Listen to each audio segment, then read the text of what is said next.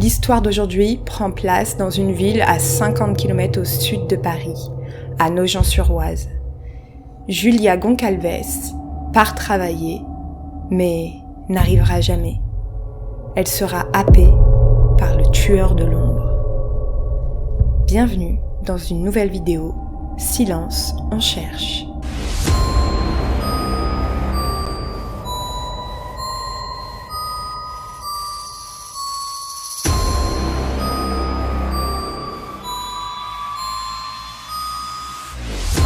Aujourd'hui, nous allons parler du tueur de l'ombre qui a sévi pendant 8 ans à Nogent-sur-Oise. Ce tueur sera déclaré psychopathe, schizophrène avec un dédoublement de la personnalité et il va terroriser toutes les femmes de la ville. Installez-vous confortablement, n'oubliez pas de vous abonner et on est parti. La première victime. Françoise Lecron est chez elle et elle attend son mari qui est ingénieur qui doit rentrer du travail. Quand tout à coup, elle se prend une balle alors qu'elle se trouve dans sa cuisine. Elle aura le temps d'appeler les secours arriveront et elle sera sauvée. Toutefois, la seule chose que les enquêteurs ont recueillie en venant la voir, c'est une balle de pistolet 22 longues griffes. Puis ce sera au tour de Michèle Louvet, qui a 17 ans et qui rentre chez ses parents à Nogent. Elle marche tranquillement quand tout à coup elle se prend une balle dans l'abdomen. Comme la précédente victime, elle survivra et les enquêteurs ne trouveront encore une fois que la balle qui a transpercé le corps de la jeune fille. Mais à partir de ce moment-là, le tueur de l'ombre ne veut plus laisser en vie aucune victime. Et il mettra en place une méthodologie qui malheureusement fonctionnera. Le corps de Thérèse Adam, 49 ans, sera retrouvé le long d'un chemin de fer avec une balle dans la nuque, dénudée et dans une position obscène. Les enquêteurs vont venir sur place, vont autopsier le corps et la seule trace du tueur est une balle de 22 longues griffes. Encore une fois, les enquêteurs n'ont aucune piste. Le seul point commun de toutes ces victimes, les 2 survivantes et Thérèse, c'est qu'elles sont toutes les 3 brunes et ont été agressées dans un cercle très restreint et toutes à Nogent-sur-Oise. Il faut savoir d'ailleurs qu'à l'époque, les enquêteurs ne font pas le lien entre les 3 agressions. En fait, il y a un manque de communication entre les services. En effet, les meurtres ont lieu en 1969 et il n'y avait pas encore de centralisation des données dans tous les services, que ce soit la gendarmerie, la préfecture, la police. Tout était individuel à chaque service, à chaque secteur. Donc ça complique un peu l'enquête. 3e et dernière fois que le tueur de l'ombre laissera une victime en vie. Suzanne Mérienne, âgée de 44 ans, et Micheline, âgée de 19 ans, sont chez elle tranquillement. Elles passent un moment entre mère-fille, elles préparent le dîner, quand, tout d'un coup, un homme rentre chez elles et leur ordonne de sortir devant la maison. Elles sortent toutes les 2, paniquées, elles savent pas ce qui va se passer, et là, le tueur de l'ombre tire une balle dans la tête de la mère. Et la jeune fille, paniquée, arrive à se sauver. Elle part en courant, elle part en trombe pour se réfugier chez un voisin où elle appelle la police et les secours. Les secours arrivent, la mère est encore en vie. Donc ils l'emmènent en urgence à l'hôpital, mais son pronostic vital est engagé. Malheureusement, sous la pluie, Micheline apprendra le décès de sa mère le soir même. Malgré le choc que Micheline a subi, elle fera un témoignage aux enquêteurs. Elle dira que l'homme était grand, qu'il portait un ciré de pêcheur et qu'il avait des yeux très particuliers, un regard perçant, des yeux de chat. Et comme le tueur sévit toujours entre 19h et 21h, la presse le nommera le tueur de l'ombre. Mais lors de cette agression, le tueur de l'ombre fera sa première erreur. Il laissera tomber dans le jardin sa sacoche en toile qui comportait un porte-monnaie et des balles de 22 longues griffes. Cette sacoche sera exposée à la mairie de Nogent pour que des personnes puissent la reconnaître et pourquoi pas dénoncer quelqu'un qui aurait perdu sa sacoche. Alors c'est très particulier comme façon de faire, d'exposer la sacoche d'un potentiel tueur en série, mais bon, on sait jamais, ça peut marcher. Donc malgré la sacoche qui a été retrouvée par les enquêteurs et exposée, l'enquête n'avance pas. Donc l'opinion publique qui a nommé le tueur de l'ombre se dit que ça peut être qu'une personne notable parce que un ouvrier ne pourrait pas avoir le temps de suivre ses victimes et de savoir un peu ce qu'elles font avant de les attaquer, avant d'essayer de les tuer et de réussir malheureusement. Donc ils le décrivent comme un homme chétif, avec très peu de confiance en lui, psychopathe et qui vit probablement toujours chez sa mère. Les habitants de Nogent-sur-Oise sont terrifiés. Surtout les femmes brunes, qui semblent être les victimes préférées du tueur de l'ombre.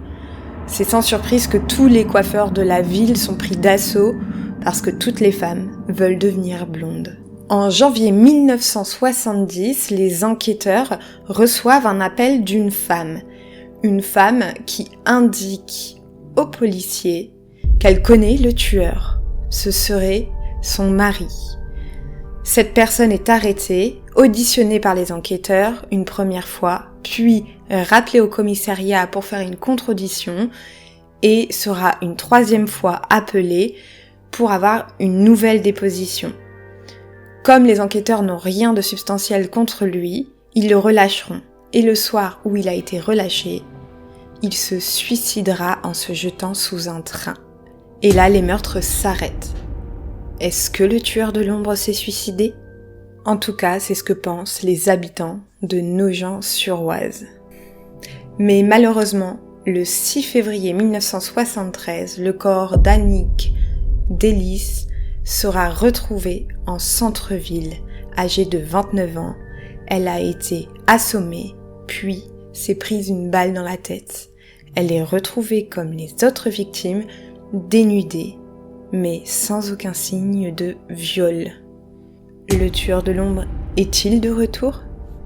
Marcel Henri Barbeau, voici le nom et le visage du tueur de l'ombre. Donc avant de continuer la sordide histoire que je suis en train de vous raconter, je vais vous dépeindre un peu l'enfance de Barbeau et sa vie jusque-là. Marcel Barbeau, né le 10 août 1941 à Liancourt, est le fils aîné d'une fratrie de 3 frères. Il est le fils d'un conducteur de train et d'une femme qui travaille dans une usine de textile. Il arrêtera l'école à 14 ans après avoir loupé son certificat d'études et travaillera en tant que cloutier jusqu'en 1960 où il deviendra brancardier pour l'armée durant la guerre d'Algérie. À son retour, il devient ouvrier et se met au judo et à la boxe. Il rencontrera une femme du nom de Josiane avec qui il se mariera en 1964 et avec qui il aura 2 fils. Patrice né en 1966 et Laurent né en 1972. La mère de Marcel mourra en 1968 suite à un cancer qui lui aura valu l'ablation des 2 seins. Puis ce sera les 2 frères de Marcel qui mourront. C'est à cette date qu'il commencera à faire des cambriolages qui lui vaudra d'avoir un casier judiciaire.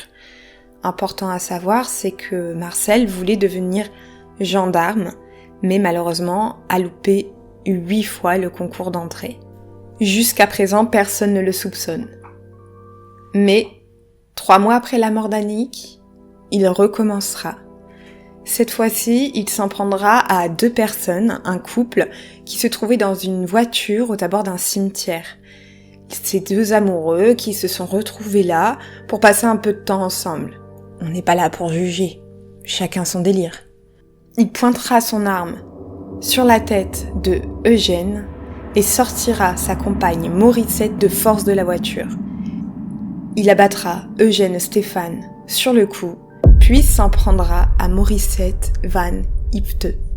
La femme sera comme les autres, dénudée et mise dans une position obscène. Les 2 corps seront retrouvés et les enquêteurs se présenteront sur place. Cette fois-ci, c'est un homme et une femme qui sont tués. Les enquêteurs font des recherches dans le périmètre afin d'essayer de trouver un indice. Ils ne relient toujours pas les affaires les unes entre les autres. Comme toujours, malgré la 22 longue griffe qui est utilisée pour tous les meurtres, ils ne font pas le lien. Les enquêteurs vont fouiller le cimetière et retrouver une balle de cette arme dans le cimetière est intacte. La même balle que celle retrouvée dans la sacoche qui a été perdue. Les mêmes balles qui sont retrouvées dans le corps de toutes les victimes. Mais ce qui me met un peu en colère, c'est que toutes ont été tuées par la même arme à feu, toutes et tous, parce que malheureusement il y a eu des hommes, mais les enquêteurs, comme ils parlent pas entre eux, selon les services, il a toujours pas arrêté, ils arrivent pas à émettre un portrait précis du suspect potentiel. Le 8 janvier 1984, Josette Routier rentre de chez elle, comme d'habitude, après avoir travaillé une longue journée à la banque. Elle a besoin de se reposer.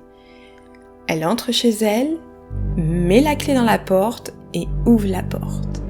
Elle ne sait pas que le tueur de l'ombre l'attend à l'intérieur de chez elle. À peine arrivé, le tueur de l'ombre se jette sur elle et lui mettra 6 balles dans la tête, un bain de sang, avant de la déshabiller et de la mettre dans une position obscène.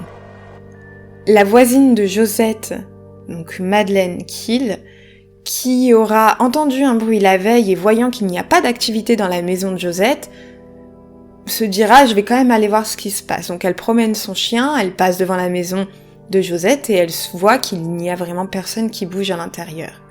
Mais elle se souvient qu'elle a entendu un bruit assez bizarre la veille avant que sa voisine rentre. Elle a le double des clés de la maison de Josette, donc elle va les prendre, elle se rend chez Josette, elle ouvre la porte et là est témoin d'une scène d'horreur. Josette baigne dans son sang avec 6 balles dans la tête. Elle appelle immédiatement les secours et la police qui arriveront quelques minutes plus tard, mais il n'y a rien à faire pour elle.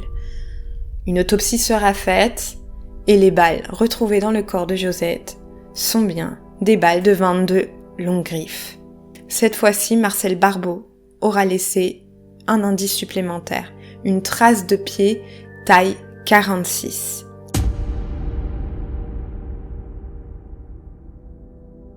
Le 26 novembre 1975, c'est Julia Goncalves qui sera victime du tueur de l'ombre.